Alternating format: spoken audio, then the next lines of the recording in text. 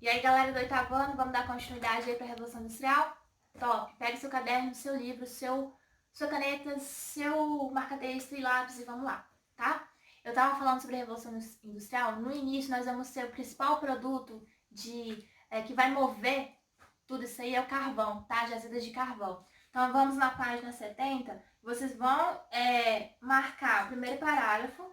A Inglaterra possui jazidas minerais, certo? E vão escrever aí produtos. Primeiro parágrafo, tá?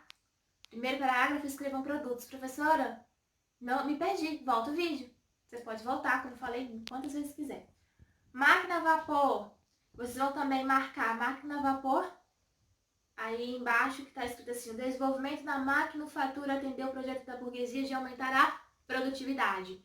Vocês vão escrever aí invenção. Nós vamos ter a máquina a vapor inventada, criada pelo James Watt.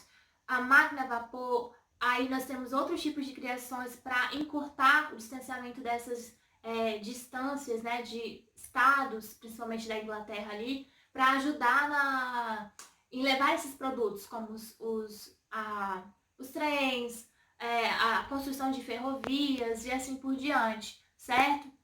Então isso vai ser importante. Marquem aí, quem criou a máquina a vapor foi o James Watt, tá?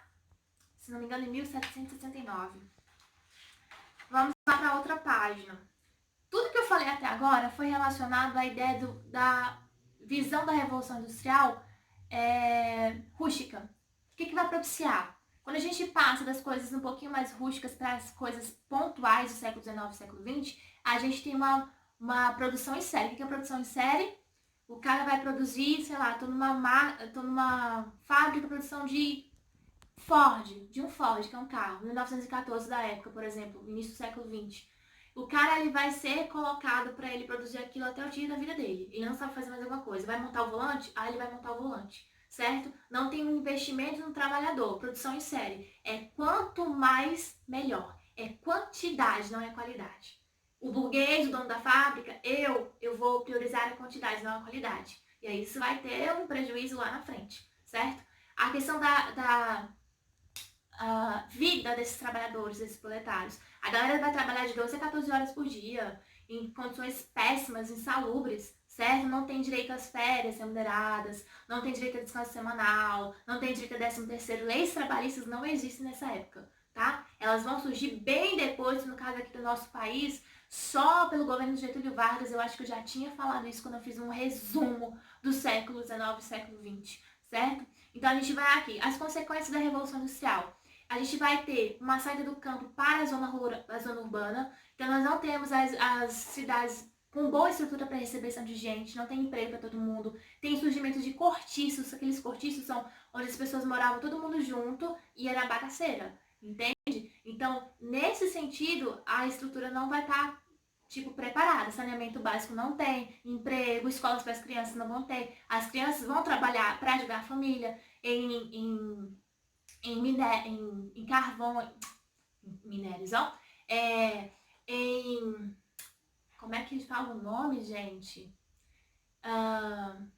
Minas de carvão, perdão. Em minas de carvão. Então, isso aí vai ser, tipo, uma bagunça que vai acontecer, uma transformação, assim, muito radical, certo? E quem sofre mais é a população que tem menor poder aquisitivo, porque o patrão ele não vai estar interessado se você está doente ou não. Se você não estiver doente, outra pessoa vai poder trabalhar e você vai perder seu emprego. Então a gente está falando aqui de dinheiro, lucro. Basicamente isso, tá? Vamos na página 73? Só um minutinho. Página 73, ok? Questão 5, tá vendo aí? Vocês vão colocar uma resposta pessoal. Quais foram, explica as mudanças causadas pela inserção da maquinofatura nos processos produtivos. Qual vai ser o impacto que isso vai ocasionar? Você tem que pensar de uma maneira política, social e econômica. Não vai mudar tudo isso? Então, vocês vão criar um parágrafozinho explicando a respeito sobre esses impactos causados, tá bom? Marca aí na página 73, assim, o primeiro parágrafo que começa. Apesar do grande desenvolvimento tecnológico, nananana, vocês vão escrever mudanças, ok? Mudanças. O resto não precisa marcar não, só marca isso aí da página 73. Vocês vão fazer você o historiador, que é bem básico também. Qual é o tipo de fábrica usada na imagem 1 e qual a importância da produção para a Revolução Industrial? A gente está falando aqui que as pessoas, no caso são as mulheres, né? Que estão trabalhando aonde? Em teares. Que tipo de indústria é isso? Têxtil, certo? Qual a importância da produção para a Revolução Industrial? Não é o início, não é a base da Revolução, não é o surgimento de tudo? Não é o abastecimento das cidades, dos grandes estados? Então tem que colocar isso, ok? Para. A B, observando os trabalhadores presentes na imagem, qual a mão de obra predominante? O que podemos concluir com essa informação? A maior parte da produção é formada por mulheres, as mulheres que trabalham aí nos teatros, certo? Temos aí o trabalho feminino. Vai ser um trabalho bem remunerado? Não, o trabalho feminino até hoje não é bem remunerado, certo? Então a gente tem uma condição feminina no trabalho. A C, que tipo de mão de obra é criticada na imagem 2? Olha a imagem 2. Quem está levantando ou levando o mundo aí? Não é uma criança? Então a gente faz associação ao quê? Trabalho infantil, ok? Quais elementos da imagem indicam essa crítica? Aí vocês vão elaborar a sua resposta na letra D, pessoal, ok? Vamos para a página 75? Ok. Vamos marcar aí o parágrafo terceiro. Nas indústrias, ao contrário do que acontecia no campo, os trabalhadores não tinham controle, certo?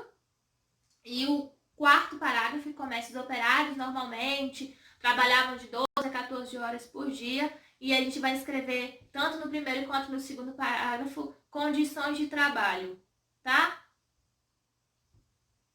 Escrevo no segundo e no quarto condições de trabalho. Pode passar a página. Marca lá em cima. Além disso, mulheres e crianças também eram obrigadas a exercer essa função, ok? Então a gente vai escrever trabalho. Lembra que toda vez que eu falo trabalho, não é um trabalho bem remunerado. Os salários são baixos, como eu havia mencionado. As condições de vida da galera é bem precárias. São, na verdade, insalubres, tá? A questão 6. Vocês vão ler esse textinho e achar qual é o equívoco na frase. É bem tranquilo, tá? Vamos aí na vida fora das fábricas. Nós temos o primeiro e o segundo parágrafo. Na verdade, vocês vão marcar o segundo parágrafo, que foi tudo que eu falei anteriormente.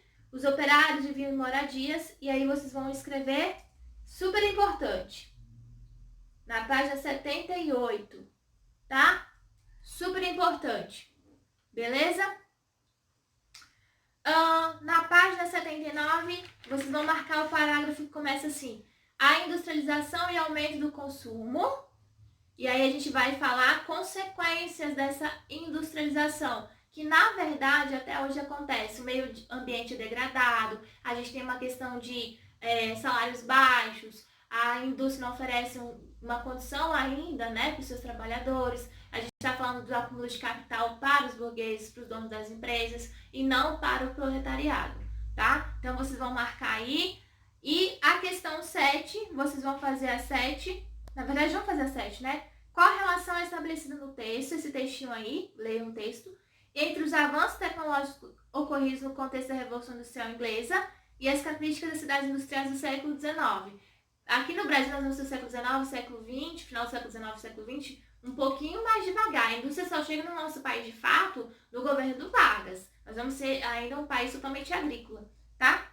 Então, a gente vai marcar a que mais se adequa, na verdade, a letra E. A letra E, certo? Marca a letra E aí. As outras atividades, todas essas aí do final do capítulo, vocês vão fazer. Façam elas bem tranquilinho, volta o vídeo. Vou deixar aí no link abaixo um vídeo que eu também tenho falando a respeito sobre a Revolução Industrial. Beleza? E é isso.